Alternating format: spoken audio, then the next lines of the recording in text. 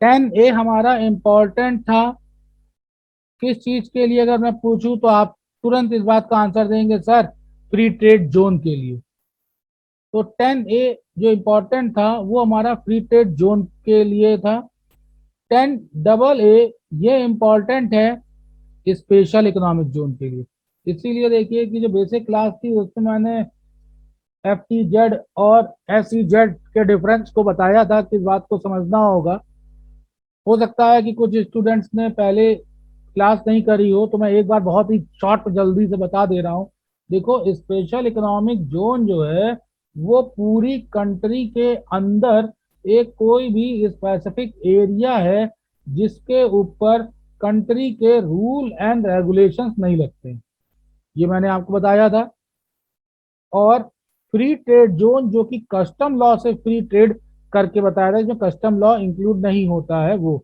अगर हम ये देखें तो ये ओवरऑल कंट्री हो गई इंडिया, और ये हमारे पास हो गया स्पेशल इकोनॉमिक जोन। और इसका एक पार्ट भी हो सकता है, इसका कोई एक पार्ट भी फ्री ट्रेड जोन हो सकता है, जिसको हम बोल सकते हैं FTZ।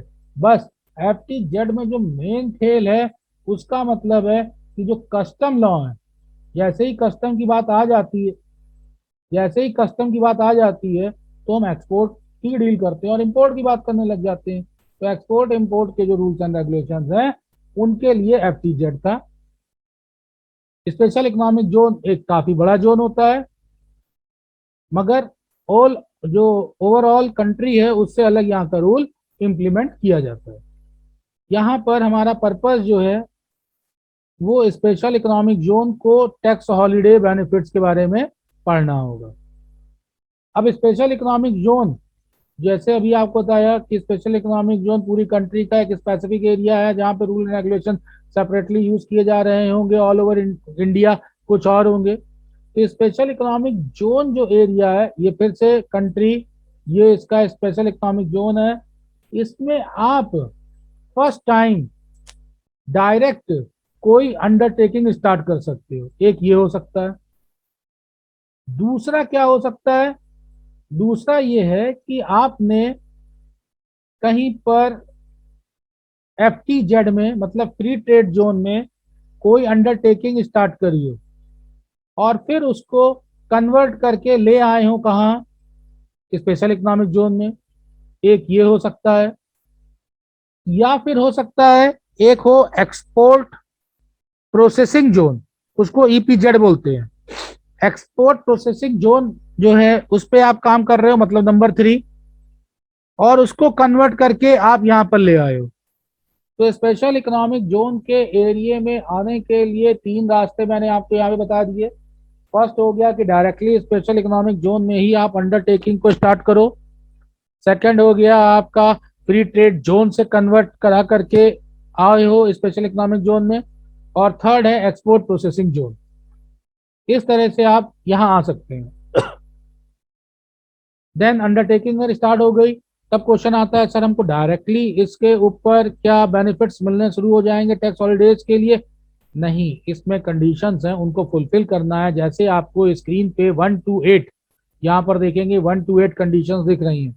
इन कंडीशंस को फुलफिल करने के बाद ही आपको बेनिफिट्स मिल सकेंगे। इसमें कौन एसएससी होगा, क्या कंडीशंस होगी, हम उन सबको जानेंगे। और जितने एसएससीज हैं क्या सब एलिजिबल होंगे, उन्हीं को ही यहाँ पे एट ए ग्लांस आप देख लीजिए। पॉइंट नंबर 1 कहता है SSC who are eligible for deduction. तो इसका मतलब है कि कई एसएससी ऐसे होंगे जो एलिजिबल ही नहीं होंगे डिडक्शन के लिए। इसका मतलब हुआ कि कुछ कंडीशंस होंगी जो सेटिस्फाई इनसे नहीं होंगी। आफ्टर देन हम लोग पढ़ेंगे essential condition to claim deduction. ये डिडक्शन हमको मिल गया तो कब तक मिलेगा उस पीरियड को पढ़ेंगे, पॉइंट नंबर 3। पॉइंट नंबर 4 वो तरीका बताएगा कि प्रॉफिट एंड गेन जो एक्सपोर्ट यूनिट्स पर कैलकुलेट हो उसका मेथड और फॉर्मूला क्या होगा, उसको पढ़ेंगे। पॉइंट नंबर 5 जैसा मैंने बताया कि एक्सपोर्ट प्रोसेसिंग जोन या फ्री ट्रेड जोन से हम स्पेशल इकोनॉमिक जोन में कन्वर्ट होकर के आ रहे हैं, तब क्या चीजें ध्यान देनी होंगी, किन चीजों के ऊपर बैन लगा है, पॉइंट नंबर 6 बताएगा। Point number 7 WDV। WDV का मतलब होता है रिटर्न ऑन वैल्यू। तो टैक्स हॉलीडेज पीरियड अगर बीत जाते हैं तो WDV कैसे कैलकुलेट होगी ये जानेंगे। और पॉइंट नंबर 8 जो है वो आपको अमलगमेशन और डीमर्जर की कंडीशन बताएगा। ये मशीन को आप यूज करते जा रहे हैं, कंपनी को अगर आपने स्प्लिट कर दिया है या फिर कंपनी मिला करके मर्जर कर दिया है, तो ऐसी कंडीशन में हम लोग क्या करेंगे। स्टार्ट करते हैं पॉइंट नंबर 1 से। पॉइंट नंबर 1 है मेरा SSC who are eligible for reduction under section 10AA। ध्यान दीजिएगा जो प्रीवियस क्लास थी FTZ क्यू 10A था और यहाँ पर हम 10AA की बात कर रहे हैं। Reduction under this section is available to all categories of SSE being entrepreneur। ये ऑल कैटेगरी आ गई तो इसका मतलब इंडिविजुअल भी है, कंपनी भी है, फर्म्स भी हैं, सब लोगों को इसका बेनिफिट मिल जाएगा। बस इतना ही आपको जानना है, इससे ज़्यादा इस पर नहीं जानना। पॉइंट नंबर 2 पर आते हैं, क्या क्या कंडीशंस हैं जिनको सेटिस्फाई कर दें तो उन्हें मिल जाएगा। कंडीशन नंबर 1 की बात करें, 1 2 की बात भी करें, 3 की भी बात करें, तो ये सब एक स्पेशल कैटेगरी की बात करेंगे, डेट की बात करेंगे। इसमें अगर आपके फर्म फॉल करती है तो ही आप एलिजिबल होगे। Point number 1, it has begun to manufacture और प्रोड्यूस आर्टिकल और things to provided any service relevant dash dash dash किस ईयर में 2006 बट बिफोर 21। तो 2006 के बाद हुआ हो और 21 से पहले स्टार्ट होना चाहिए, पहली condition. Point number 2, it should not be form by splitting और रिकंस्ट्रक्शन। स्प्लिटिंग और रिकंस्ट्रक्शन पिछली क्लास में बहुत ढंग से मैंने बताया, इसका मतलब फ्री ट्रेड जोन हम लोग ऑलरेडी कर चुके हैं, तो यहाँ पर इसके ऊपर ज्यादा टाइम नहीं देंगे। रूल वही रेगुलेशंस हैं कि स्प्लिटिंग और रिकंस्ट्रक्शन के बेस पे फॉर्म नहीं होना चाहिए। However, reduction is provided if the unit is formed as a result of the re-establishment, reconstruction, or revival by the SSE of the business of the undertaking referred to the satisfying condition 33B। Free trade zone के लिए 33B की बात नहीं थी, जब बल्कि 33B special economic zone के लिए इंपॉर्टेंट हो जाता है, जो कि एक एक्सेप्शन की तरह है। This is your point number 2। After then आगे बढ़ते हैं हम लोग point number 3। It should also not be formed by transfer of machinery or plant previously used for any purpose। previously used मतलब यूज हो गया तो ये ओल्ड मशीनरी की बात कर रहे हैं। जो ओल्ड मशीनरी है उस कंडीशन में इसको यूज नहीं होना चाहिए। 20% वाली लिमिट आपने फ्री ट्रेड के लिए देखी थी फ्री ट्रेड जोन में। यहाँ पर एक्सेप्शंस हैं 2। एक exception number 1, plant and machinery which was used outside India by person. याद करिए मैंने लॉजिक आपको फ्री ट्रेड जोन में दिया था कि आउटसाइड इंडिया से अगर आप कोई मशीनरी लेकर के आ रहे हैं इंडिया में यूज करने के लिए, तब हम कैसे इसको डील करेंगे। और बताया था कि वो सेकेंड हैंड मशीनरी होगी मगर आप उसको नहीं मानेंगे क्योंकि इंडियन मार्केट में वो ऑलरेडी पहले यूज नहीं हो रखी थी, तो उसके लिए आपको अलाउ कर दिया जाएगा। उसी पॉइंट को यहाँ पर एक्सप्लेनेशन है, मशीनरी और plant which was use outside India. Outside India use कर रहे थे मतलब ओल्ड थी। by any person other than the SSC shall not be regarded as the machinery and plant previously used for any purpose if the following conditions are fulfilled। वो क्या condition है, number A, the machinery और plant should not be previously use. जब India में वो थी ही नहीं, हो जाएगी तो सेकेंड हैंड हो जाएगी, जीडीपी ग्रोथ के लिए ऑलरेडी उसको यूज किया नहीं गया था। सेकेंड है the plant and machinery should be imported into India. Foreign में थी, इंडिया में ले आए, पहले से दूसरा लिंकअप है। C, no reduction of account of depreciation in respect of such machinery और प्लांट हैज बीन अलाउड। तो कहीं ना कहीं अगर आप ध्यान से देखें तो ये पूरी वही बातें रिपीट होंगी जो कि फ्री ट्रेड जोन की थी। तो फ्री ट्रेड जोन में अगर आपने तैयारी कर ली है तो उसके बेस पर आप स्पेशल इकोनॉमिक जोन को डिफाइन कर सकते हैं, काफी हेल्प मिलेगी, 20% की लिमिट के साथ मिलेगी। और तो और जो ध्यान देने वाली बात ये रहेगी डेट। फ्री ट्रेड जोन में आपको 3 डेटें मिली थी और स्पेशल इकोनॉमिक जोन में सिर्फ और सिर्फ सिंगल डेट आपको डिफाइन करी गई है और पीरियड है ये 1 अप्रैल 2006 से लेकर के 1 अप्रैल 21। आगे बढ़ते हैं, पीरियड की बात हो रही है तो अब पीरियड हमारे पास आ गया इन ईयर्स में हम लोग किस तरीके से रिडक्शन लेंगे। इंपॉर्टेंट है, थोड़ा सा ध्यान देके मेरी बात को सुन लीजिएगा।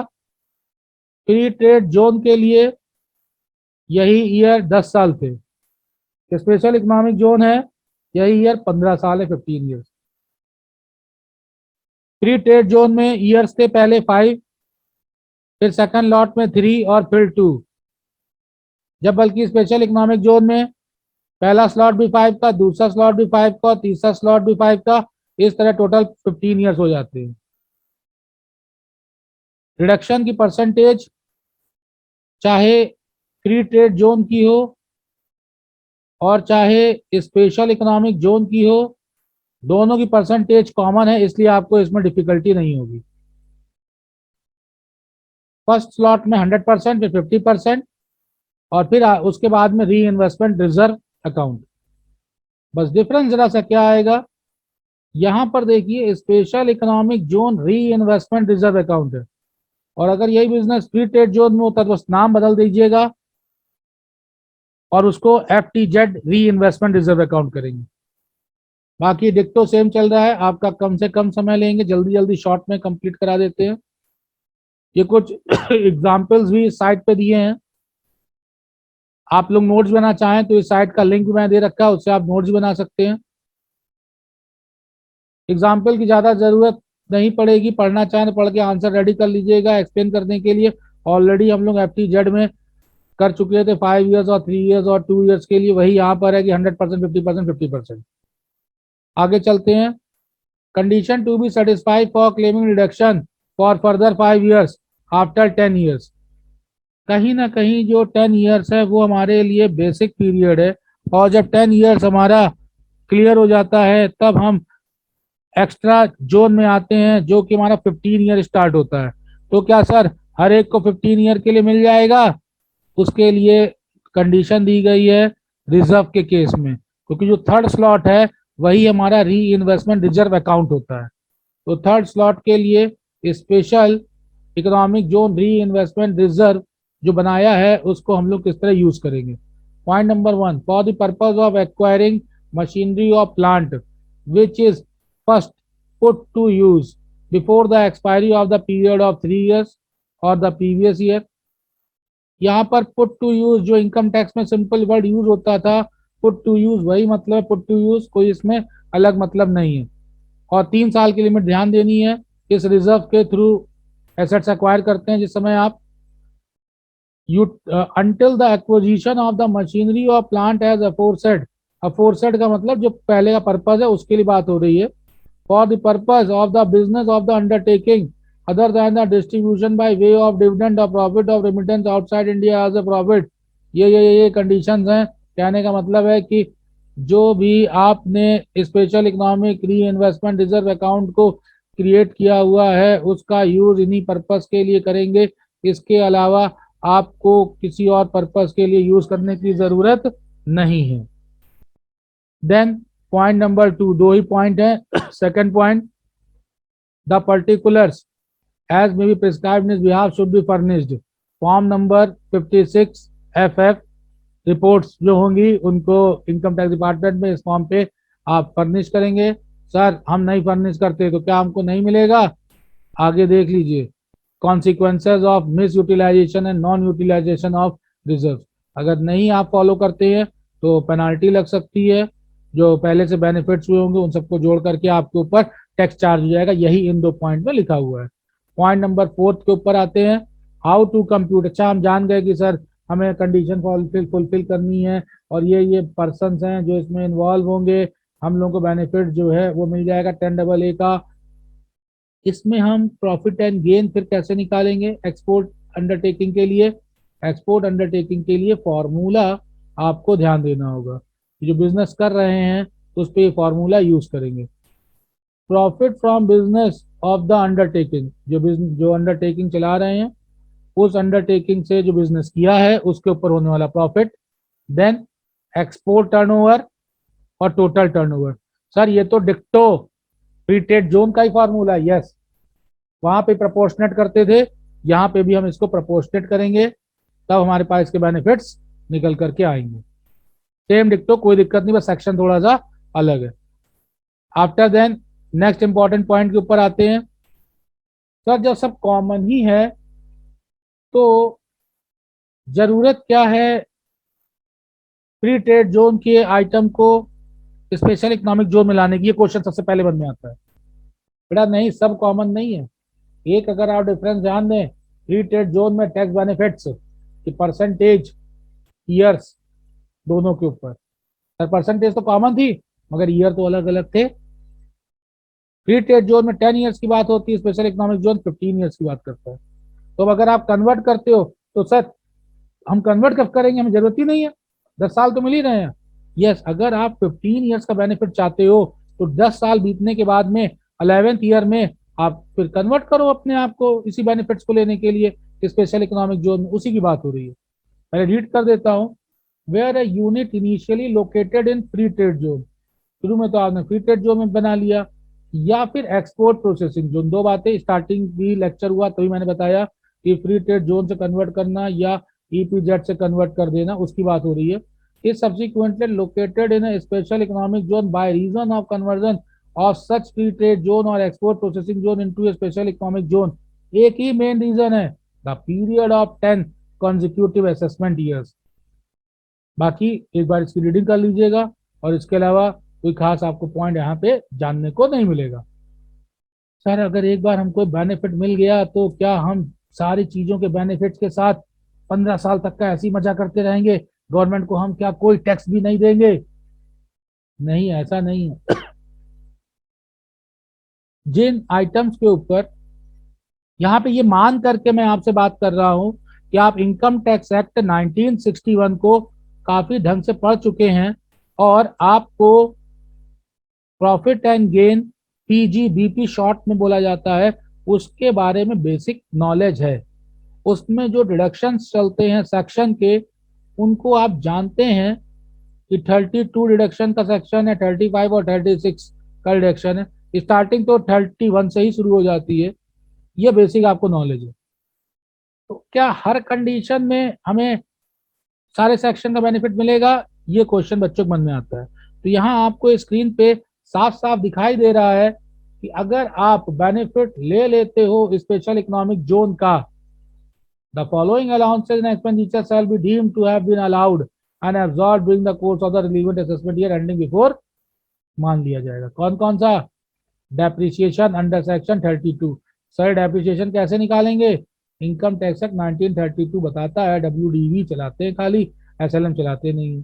किसी और दिन मैं दूसरी क्लास आपके लिए परसेंटेज की बनाऊंगा, परसेंटेज को बता दूंगा किस एसेट्स के ऊपर किस तरीके का परसेंटेज यूज होता है। पॉइंट 1 हुआ। Point 2, expenditure of scientific research, ये 35 में बताया गया है। Expenditure in relation of family planning, the aforesaid expenditure allowances, even if unabsorbed during the relevant assessment year ending before 2006, shall to be deemed to have been fully claimed and allowed. However, unabsorbed depreciation, unabsorbed expenditure on scientific research and capital expenditure on family planning pertaining to assessment year 6, 7 or subsequent assessment year shall be allowed to be carried forward and set off। Sir ये सब कह क्या रहा है, ये अब मन में बात आती है। सुनिए, देखिए बेटा, डेप्रीशिएशन जो होता है, जल्दी जल्दी बताता हूं। फाइनेंशियल अकाउंटिंग का डेप्रीशिएशन और इनकम टैक्स का डेप्रीशिएशन दोनों में डिफरेंस है। फाइनेंशियल अकाउंटिंग का डेप्रीशिएशन, ध्यान से ध्यान से ध्यान से, फाइनेंशियल अकाउंटिंग का डेप्रीशिएशन जब आप चार्ज करते हो तो पीएनएल में आप, बेसिक पीएनएल में टू डेप्रीशिएशन दिखाते हो। मैंने क्या बोला? आप चार्ज करते हो, उधर आप मेंशन कर देते हो टू डेप्रीशिएशन। ठीक, तो ऐसी भी कंडीशन हो सकती है कि प्रॉफिट आपका कम हो, डेप्रीशिएशन ज्यादा हो और बिजनेस को लॉस हो जाए, इसे बोलते हैं चार्ज करना। तो फाइनेंशियल अकाउंटिंग जो है वो डेप्रीशिएशन को चार्ज की निगाह से देखती है, जब बल्कि इनकम टैक्स अकाउंटिंग उसके अपोजिट देखती है। बच्चों को तभी कंफ्यूजन होता है क्योंकि उनका लॉजिक फाइनेंशियल अकाउंटिंग का होता है, यहाँ डेप्रीशिएशन इतने परसेंट पीएनएल हमको ट्रांसफर करना ना, फाइनेंशियल अकाउंटिंग चार्ज है, वो कॉन्सेप्ट आपको यूज ही नहीं करना है। तो इनकम टैक्स एक्ट 1961 में ये चार्ज नहीं, यहाँ एब्जॉर्ब करा जाता है और ये लिमिट तक होता है प्रॉफिट के। अगर किसी तरीके से प्रॉफिट आपका कम हो जाता है तो ये तीन कंटेंट जो हैं इनको आप नेक्स्ट ईयर के लिए फॉरवर्ड कर दो, फिर नेक्स्ट ईयर के लिए फॉरवर्ड कर दो। कहने का मतलब ये है कि अगर इन सब तीन कंटेंट में मान लो कि तुमने अपने 10 lakhs या 100 lakhs, 10 lakhs अगर आपने मान लीजिए इन्वेस्ट किए हैं, तो गवर्नमेंट किसी ना किसी सूरत में ये मनी आपको वापस देना चाहती है, और इसी वजह से गवर्नमेंट अलाउ करती है कि P&L में इसको आप धीरे धीरे करके माइनस करते रहिए। मगर ये डेप्रिसिएशन नाम भले वही है, मगर ये फाइनेंशियल अकाउंटिंग का डेप्रिसिएशन नहीं है। सर थोड़ा सा एग्जाम्पल हो जाए, मन में जैसे बात आ रही है सुनो। P&L में मान लो कि तुम्हारे पास 1 लाख प्रॉफिट है, जीपी जीपी ले लो, GP gross profit by GP आता है। और अगर हम फाइनेंशियल अकाउंटिंग के थ्रू बात करते हैं तो डेप्रिसिएशन करंट ईयर का हम मान लेते हैं कि 1,50,000 है। मैं फाइनेंशियल अकाउंटिंग के थ्रू बता रहा हूं, तो फाइनेंशियल अकाउंटिंग में आप 1,50,000 पूरा का पूरा अलाउ कर लोगे। सर तो लॉस हो गया, यस, फाइनेंशियल अकाउंटिंग आपको 50,000 का नेट लॉस दे जाएगा उसी साल, उसी साल, उसी साल। This is the treatment of depreciation in financial accounting. जब बल्कि इनकम टैक्स में एकदम अलग होता है। इनकम टैक्स में अगर यही क्वेश्चन आप कर रहे हो और आपके पास जीपी मान लीजिए कि 1 लाख है, सिर्फ मेजर हेडिंग जीपी लेके बता रहा हूं ताकि समझ में आ जाए, और तो उस जगह पर जिस भी कंटेंट का डेप्रिसिएशन आप लोगे वो आ रहा था 1,50,000, मगर आपको अलाउ कितना होगा, ओनली 1 लाख। मतलब आप जितना प्रॉफिट उतना ही अब्जॉर्ब कर सकते हो। सर बाकी जो 50,000 बचा उसका हम क्या करेंगे सर, अभी तो हमारा तो ये भी तो कवर होना चाहिए। बेटा उसी के लिए देखो बात हो रही, carry forward and set of. ये टर्म जो लिखा है कैरी फॉरवर्ड सेट ऑफ, यही है कि अगर इस बिजनेस से कवर अप नहीं हो रहा है तो आप उसको सेट ऑफ करेंगे, और सेट ऑफ नहीं कर पा रहे हैं तो आप इसको कैरी फॉरवर्ड करेंगे। ये टैक्स बेनिफिट की बात हुई। अगला पॉइंट हमारे पास नेक्स्ट है, no portion of the loss pertaining to the business under section 72 और capital gain under 74(1) subsection 74(3) with respect to any assessment ending before forming part of tax holiday। Sir ये सब जो एक्सटेंशन लगे हैं इन सबके हमको सेक्शन पूरे लिखने होंगे। आपसे उम्मीद नहीं करी जाती कि आप पूरे सेक्शन को लिखेंगे, मगर आप अगर 72 मेंशन कर देते हैं तब आपका आंसर जो है वो कंप्लीट मान लिया जाएगा। नेक्स्ट आते हैं WDV after tax holiday period. पहले तो WDV आपको समझना होगा, इसको बोलते हैं return on value. It shall be presume that during the tax holiday period under 10AA the SSC had claim and had been allowed depreciation allowance. देखो मैंने क्या बोला, अभी यही बोला था ना, इनकम टैक्स में डेप्रिसिएशन अलाउ होता है, चार्ज नहीं होता। इनकम टैक्स के लिए हमेशा अलाउड वर्ड यूज होगा, प्रॉफिट से ज्यादा नहीं हो सकता। Hence, the return on value of the depreciable assets shall be computed according to the conclusive of tax holidays period। तो इन चीज को ध्यान देते हुए ही हम लोगों को इनकी वैल्यू को कैलकुलेट करना होगा। वैल्यू कैलकुलेट करने का मतलब, फर्स्ट ईयर मान लीजिए 1 लाख की एसेट्स आपने परचेज करी थी और 10% ऑफ डेप्रिसिएशन निकाल रहे हो, 90,000, 80,000, 10,000 नहीं आएगा क्योंकि वो स्ट्रेट लाइन मेथड है, कि WDV है। इलेक्ट्रिसिटी अगर कंपनी होती तो वहां आप अलग बात करते। ध्यान से फिर से लिख देता हूं, देख ली 1 लाख है, सबसे पहले 10% माइनस करोगे तो जो रिटर्न डाउन वैल्यू है उसके ऊपर 90 आएगा। 90 का आप 10% बेटा माइनस करोगे 9,000, तो ये वैल्यू 81 आएगी। इसके बाद जो माइनस करोगे वो 8100, 8100 माइनस करोगे। ये पूरा सिस्टम होता है WDV निकालने का।